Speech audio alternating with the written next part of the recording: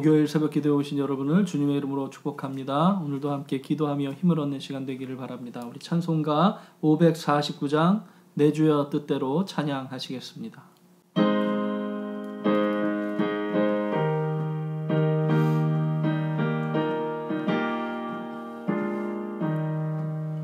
내 주여 뜻대로 행하시옵소서. 온 몸과 영혼을 다 주께 드리니 이 세상 고락가 주 인도하시고 날 주관하셔서 뜻대로 하소서. 내 주여 뜻대로 행하시옵소서. 큰 근심 중에도 낙심케 마소서. 주님도 때로는 울기도 하셨네. 날 주관하셔서 뜻대로 하소서. 내 주여 뜻대로 행하시옵소서. 내 모든 일들을 다 주께 맡기고 저 천성 향하여 고요히 가리니 살든지 죽든지 뜻대로 하소서. 아멘. 사랑하는 여러분, 지난 밤도 평안하셨는지요? 목요일 새 아침이 밝아오고 있습니다. 오늘도 새벽 예배로 주님과 함께 새 하루를 여시는 여러분 모두의 부활하신 주님의 평강이 함께 하시기를 바랍니다. 오늘 함께 은혜 나눌 말씀은 사무엘하 17장 5절에서 16절 말씀입니다. 사무엘하 17장 5절에서 16절 말씀 함께 봉독합니다. 압살롬이 이르되 아렉 사람 후세도 부르라. 우리가 이제 그의 말도 듣자 하니라. 후세가 압살롬에게 이르매 압살롬이 그에게 말하여 이르되 아히도벨이 이러이러하게 말하니 우리가 그 말대로 행하랴. 그렇지 아니하거든 너는 말하라 하니 후세가 압살롬에게 이르되 이번에는 아히도벨이 베푼 계략이 좋지 아니하니이다 하고 또 후세가 말하되 왕도 아시거니와 왕의 아버지와 그의 추종자들은 용사라. 그들은 들에 있는 곰이 새끼를 빼앗긴 것 같이 격분하였고 왕에 붙이는 전장에 익숙한 사람인즉 백성과 함께 자지 아니하고 지금 그가 어느 굴에나 어느 곳에 숨어 있으리니 홍무리 중에 몇이 먼저 엎드려지면 그 소문을 듣는 자가 말하기를 압살롬을 따르는 자 가운데서 패함을 당하였다 할지라. 비록 그가 사자 같은 마음을 가진 용사의 아들일지라도 낙심하리니 이는 이스라엘 무리가 왕의 아버지는 영웅이요 그의 추종자들도 용사일 줄 알미니이다. 나는 이렇게 계략을 세웠나이다. 온 이스라엘을 단부터 브엘세바까지 바닷가의 많은 모래같이 당신께로 모으고 친히 전장에 나가시고 우리가 그 만날 만한 곳에서 그를 기습하기를 이슬이 땅에 내린같이 우리가 그의 위에 덮여 그와 함께 있는 모든 사람을 하나도 남겨두지 아니할 것이요 또 만일 그가 어느 성에 들었으면 온 이스라엘이 밧줄을 가져다가 그 성을 강으로 끌어들여서 그곳에 작은 돌 하나도 보이지 아니하게 할 것이니이다 하매 압살롬과 온 이스라엘 사람들이 이르되 아렉 사람 후세의 계략은 아히도벨의 계략보다 낫다 하니 이는 여호와께서 압살롬에게 화를 내리려 하사 아히도벨의 좋은 계략을 물리치라고 명령하셨습니다. 이에 후세가 사독과 아비아달 두 제사장에게 이르되 아히도벨이 압살롬과 이스라엘 장로들에게 이러이러하게 계략을 세웠고 나도 이러이러하게 계략을 세웠으니 이제 너희는 빨리 사람을 보내 다윗에게 전하기를 오늘 밤에 광야 나루터에서 자지 말고 아무쪼록 건너가소서 하라. 혹시 왕과 그를 따르는 모든 백성이 몰사할까 하노라 하니라. 이 말씀은 살아계신 하나님께서 사랑하는 그의 백성들에게 주신 은혜의 말씀입니다. 아멘. 오늘 본문 말씀은 반란을 일으킨 압살롬이 예루살렘 성에 들어와 피신해 간 자기 아버지 다윗을 잡기 위하여 계략을 세우는 그런 내용입니다. 이 내용은 압살롬의 책사인 아히도벨의 계략과 또 다윗의 책사인 후세의 계략 싸움이다, 이렇게 볼 수 있습니다. 이 이야기에 등장하는 주된 인물이 아히도벨과 후세이죠. 그리고 오늘 말씀 우리가 면밀하게 읽어보면 거기에 놀라운 하나님의 개입이 있습니다. 오늘 우리가 이 본문의 말씀을 잘 살펴보면서 이 아히도벨이라는 인물 그리고 후세라는 인물을 통해서 우리가 교훈을 얻고 또 하나님께서 이 사건을 어떻게 이끌어 가시는지를 살펴보며 우리가 함께 은혜를 나누고자 합니다. 아히도벨이라는 인물, 그의 이름의 뜻이 어리석음의 형제입니다. 그는 유다의 길로 사람인데 솔로몬의 어머니 밧세바의 할아버지입니다. 바로 그런 연유 때문에 다윗 왕에게 등용이 되어서 다윗 왕이 나라를 세워갈 때 크게 쓰임받고 공헌을 한 사람이지요. 그는 대단한 책략가였음에 틀림없습니다. 성경은 그렇게 증언하죠. 이 다윗 왕이나 압살롬에게 이 아히도벨은 마치 하나님의 말씀과 대등하게 여길 만큼 그의 판단력과 지혜가 뛰어나게 여겨졌다, 그렇게 말합니다. 아히도벨이 대단히 신임을 받았던 것을 생각할 수 있습니다. 한동안 아히도벨은 다윗에게도 대단한 신임을 받았고 다윗이 나라를 안정시키고 세워가는데 정치하는데 큰 도움을 주었던 그런 사람이기도 합니다. 근데 바로 압살롬이 다윗 왕을 모반할 때 그때 다윗 왕을 버리고 압살롬에게로 간 것이죠.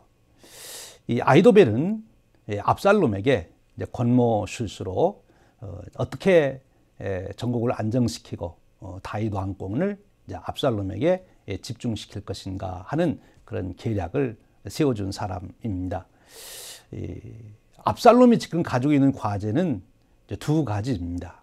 크게 보면 두 가지입니다. 하나는 지금 비록 압살롬을 따르고 있지만 사람들이 압살롬을 따르고 있는 사람들 중에서도 그 마음 한편에는 여전히 다윗 왕을 생각하고 있고, 그리고 다윗 왕과 압살롬과의 관계가 과연 앞으로 어떻게 될 것인가 하는 것을 조심스럽게 바라보면서 완전히 압살롬을 중심으로 하는 나라를 세우는데 주춤하고 있는 그런 사람들이 있다는 거예요. 그러니까 압살롬을 중심으로 온전히 하나가 될 수 있도록 내부 결속을 강화시키는 일이 이 압살롬에게 있어서의 과제고요. 아히도벨이 이제 그거를 파악하게 된 거죠. 두 번째로는 이 다윗 왕을 따라간 그 용사들 또 백성들과 그리고 지금 곳곳에 살고 있는 백성들이 문제입니다. 여전히 다윗에게 마음을 두고 있고 다윗을 흠모하고 있습니다. 근데 그 마음을 압살롬에게로 돌이키고 그리고 압살롬이 완전히 전국을 다 잡을 수 있도록 해줘야 되는 것이지요. 그러기 위해서 이 아히도벨이 두 가지 책략을 내게 됩니다. 그 첫 번째가 무엇입니까? 바로 다윗 왕의 후궁들과 이 압살롬이 동침을 하도록 만드는 거지요. 그것은 바로 무엇을 의미하는가 하면 이제 압살롬하고 다윗하고는 더 이상 함께 할 수가 없다. 이제 도저히 다윗이 압살롬을 용서할 수가 없다. 이제 더 이상 함께 할 수가 없다. 이제 우리는 둘 중에 하나를 택할 수밖에 없다고 하는 것을 심어준 것입니다. 내부 결속을 강화시킨 거죠. 그동안 혹시나 다윗에게 마음을 두고 있던 사람들도 이제는 우리가 더 이상 그럴 수가 없구나. 그래서 완전히 마음을 정리하고 이 압살롬을 중심으로 철저하게 결속되도록 만든 것입니다. 대단한 정치적 책략이었다 이렇게 보게 됩니다. 또 하나는 아히도벨이 이제 압살롬에게 제안을 하는 거죠. 자기가 직접 출병을 해서 다윗 왕을 죽이겠다고 하는 것입니다. 이제 다윗 왕만 죽이면 다윗 왕을 따르던 모든 사람들은 다 압살롬에게로 돌아올 것이다. 그렇게 생각했고 또 그렇게 압살롬에게 이야기를 하는 거지요. 지금 다윗 왕이 피난길에 지쳐 있을 텐데 내게 12,000명만 주면 내가 지금 바로 추격해서 다윗 왕을 내가 죽이겠습니다. 그러면 다른 사람들은 다 압살롬에게로 돌아올 것입니다. 그렇게 제안을 한 거예요. 사실 정확한 제안입니다. 책략입니다. 그대로만 했으면 분명히 다윗은 죽을 수밖에 없고 그리고 이 아히도벨의 계략대로 이루어졌을 것입니다. 근데 이때 하나님께서 개입하시게 되는 거지요. 그래서 후세라고 하는 인물이 등장합니다. 구체적인 과정은 이렇습니다. 압살롬이 아히도벨의 계략을 들은 다음에 즉시 그대로 행하지를 않습니다. 그리고 우리 후세에게도 한번 우리가 계략을 들어보자 한 것이죠. 그래서 후세를 불렀습니다. 그리고 후세에게 아히도벨이 이러이러한 계략을 세웠는데 너는 어떻게 생각하느냐? 좋게 생각하느냐? 아니면 다른 의견이 있으면 내게 좀 얘기해라. 압살롬으로서는 당연히 그렇게 해야 되겠죠. 아주 중대한 일을 놓고 한 사람의 이야기보다는 두 사람의 이야기를 들어보는 것이 더 현명한 방법이었을 겁니다. 이제 후세가 그 모든 얘기를 듣고 압살롬에게 말을 합니다. 이번 아히도벨의 계략은 좋지 않습니다. 생각해 보십시오. 지금 당신의 아버지 다윗 왕과 그 따르는 자들은 마치 들의 곰이 새끼를 빼앗긴 것처럼 그렇게 지금 격분해 있습니다. 거기에다가 당신의 아버지는 전쟁에 능한 사람이 아닙니까? 또 그를 따르는 사람들도 백전노장들이 아닙니까? 지금 이미 당신의 아버지 다윗은 이런 전세를 잘 파악하고 어느 굴에나 어디에 숨어 있지 금세 추격해서 잡을 수가 없을 겁니다. 오히려 이제 추격했던 우리 압살롬의 병사들이 수색하다가 이 다윗의 용사들을 만나서 죽임을 당하면 소문이 어떻게 나겠습니까?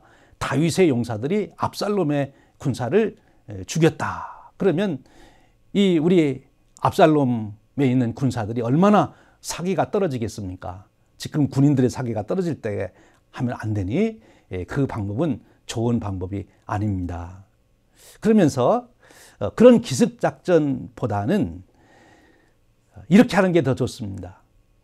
단에서부터 브엘세바까지 온 이스라엘 백성들을 다 전쟁에 출병하도록 모아가지고 직접 압살롬이 전쟁에 출전을 해가지고 그 많은 인해 전술을 통해 가지고 아버지 왕 다윗 왕을 섬멸하는 것입니다. 남김없이 그 따르는 모든 자들을 우리가 다 일격에 우리가 섬멸을 하게 되면 그러면 더 쉽고 완전한 전략이 되지 않겠습니까? 이렇게 책략을 얘기하죠. 그랬더니 이 압살롬과 그리고 장로들이 이 아히도벨의 계략보다는 후세의 계략이 더 좋다 이렇게 생각하게 되는 것입니다. 성경은 그렇게 기록합니다.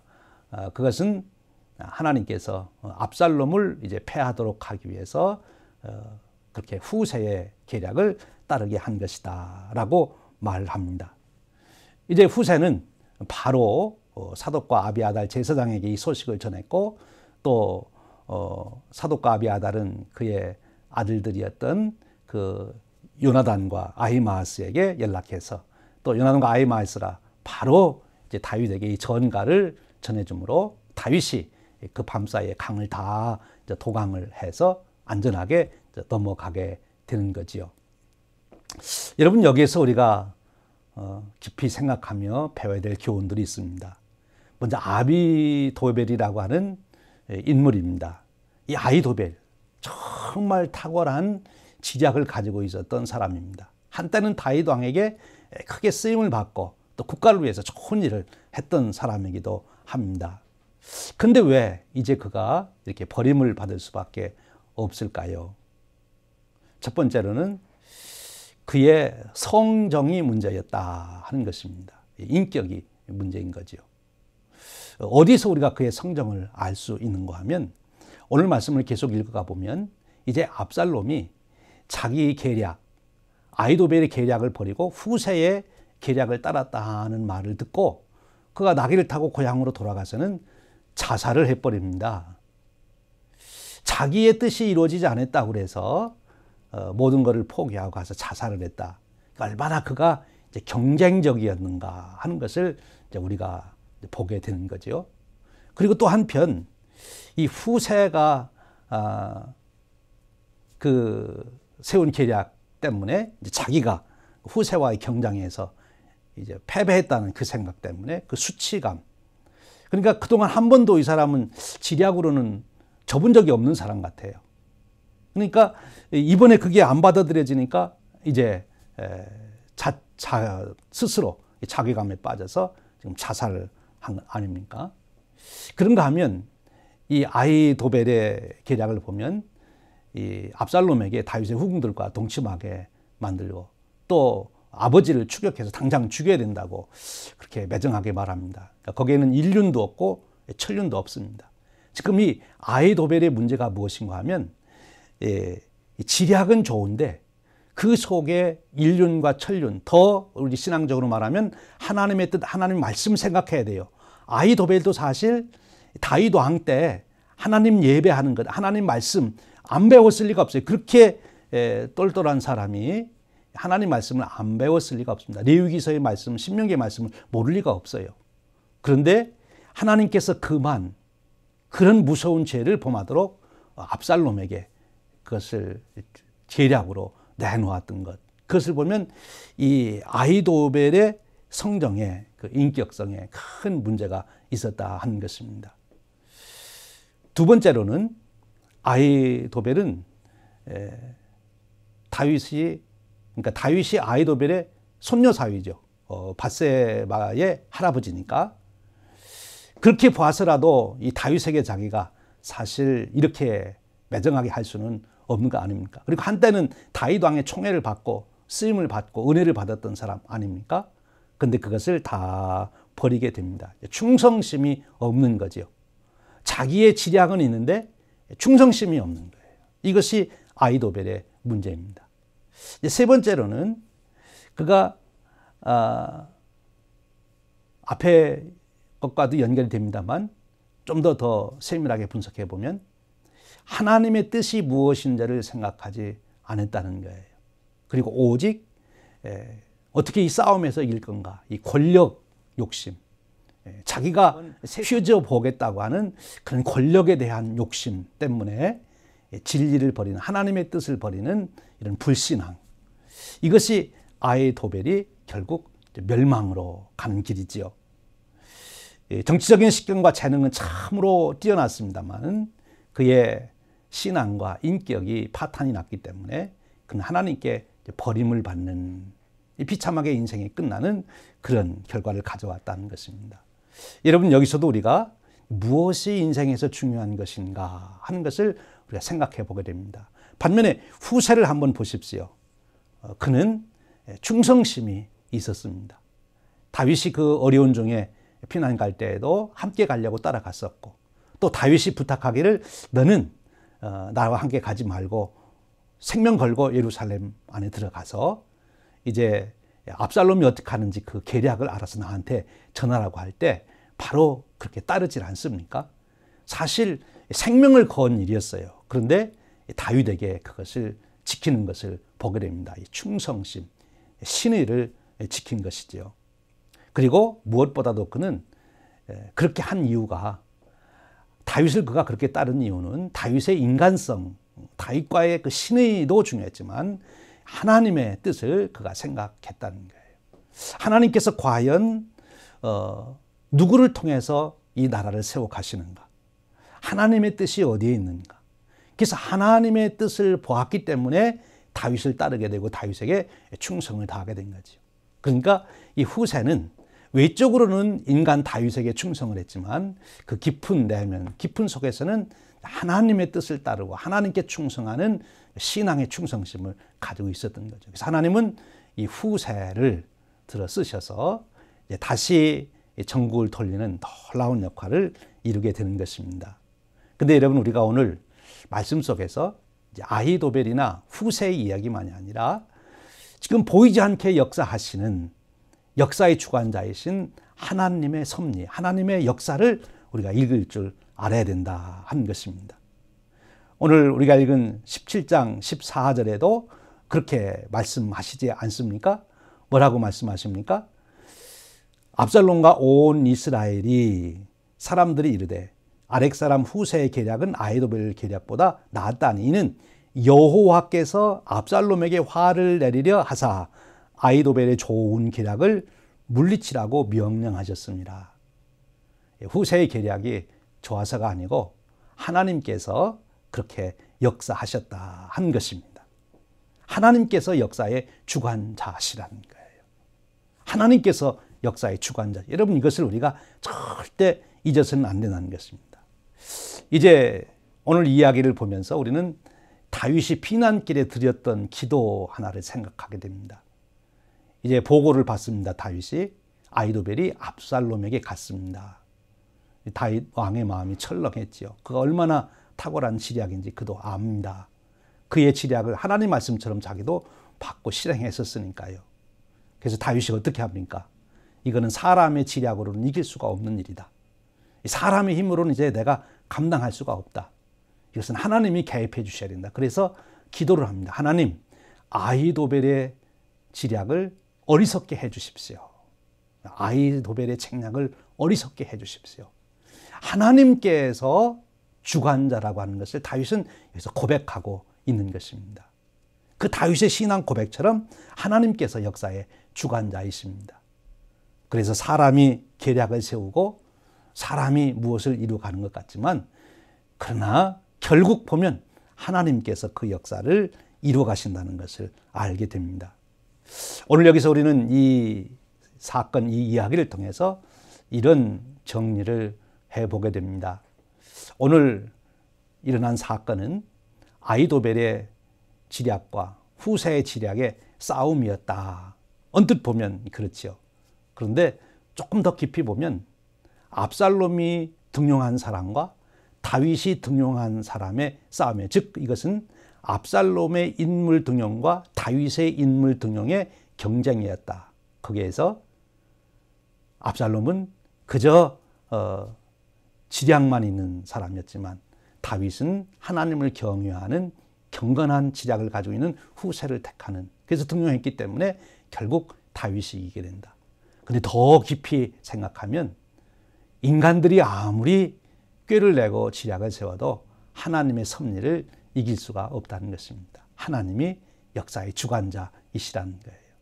사랑하는 여러분, 오늘 또 우리가 어떤 일을 당하든지 물론 우리도 오늘 나오는 인물들처럼 우리의 지략을 후세와 같이 내세우고 다윗처럼 인물을 등용하고 다 해야 되겠지요. 그러나 그런 과정 속에 하나님께서 은혜로 역사하시도록 하나님의 그 섭리가 택함 받은 사람을 통해서 이루어지도록 기도가 있어야 된다는 것입니다. 다윗의 승리가 거기에 있는 거죠. 오늘 사건을 통해서 주시는 교훈이 그것입니다. 여러분, 우리가 어떤 일을 당하든지 우리 인간으로서 모든 계략을 세우고 노력을 하고 힘을 다하지만 그 일 속에 하나님의 섭리가 역사하도록, 하나님의 돌보심이 있도록, 하나님의 능력 주심이 있도록, 하나님께서 주관하시도록 하나님께 우리가 의지하고 기도해야 한다는 것입니다. 오늘 또 이 다윗이 가졌던 믿음, 후세가 가졌던 이런 신앙의 인격이 담긴 믿음을 통해서 오늘 저와 여러분도 살아가는 중에 어떤 일을 당하든지 하나님의 섭리와 은혜 가운데 승리하는 인생 되시기를 주님의 이름으로 축원드립니다. 함께 기도하겠습니다. 은혜로운 하나님 아버지, 오늘 또 다윗이 겪었던 사건, 그 속에 있었던 아히도벨과 그리고 후사의 이야기 등을 통해서 사람의 지략이 중요한 것이 아니고 하나님의 섭리를 깨닫는 것이 더 본질이요 중요한 것임을 교훈하여 주시니 감사합니다. 우리가 살아가며 최선을 다하되 그러나 일의 결과는 하나님께 달려있음을 언제나 고백하고 하나님의 도우심과 은혜를 의지하게 하시고 하나님을 의지하여 살아가는 저희들이 되도록 축복하시옵소서. 그러기에 경거망동하지 않게 해주시고 우리가 무슨 일을 결정하든지 그 일을 이기는 것이 중요한 것이 아니라 그 안에 하나님의 사랑과 섭리와 은혜가 담겨 있는지를 늘 관찰해 볼 수 있는 믿음의 눈이 있도록 저희들을 이끌어 주시옵소서. 오늘 또 저희들이 행하는 모든 일마다 후세가 했던 것과 같은 하나님의 역사를 이루는 축복이 일어나도록 은혜 베풀어 주시옵소서. 우리 주님 예수 그리스도의 이름으로 기도하옵나이다. 아멘. 이제 여러분이 있는 처소에서 각각 10분 이상씩 우리 기도합니다. 오늘 또 코로나19로 어려움을 겪는 우리 가족들, 우리 교우들, 또 우리 동포들, 이웃들, 우리 나라와 온 세계 백성들을 위해서 기도해 주십시오. 특별히 의료진들을 위해서 기도해 주시고 또 정책을 이끌어가는 국가 지도자들을 위해서 기도해 주시기를 바랍니다. 오늘 또 여러분 주님과 함께 동행하시며 승리하시기를 바랍니다.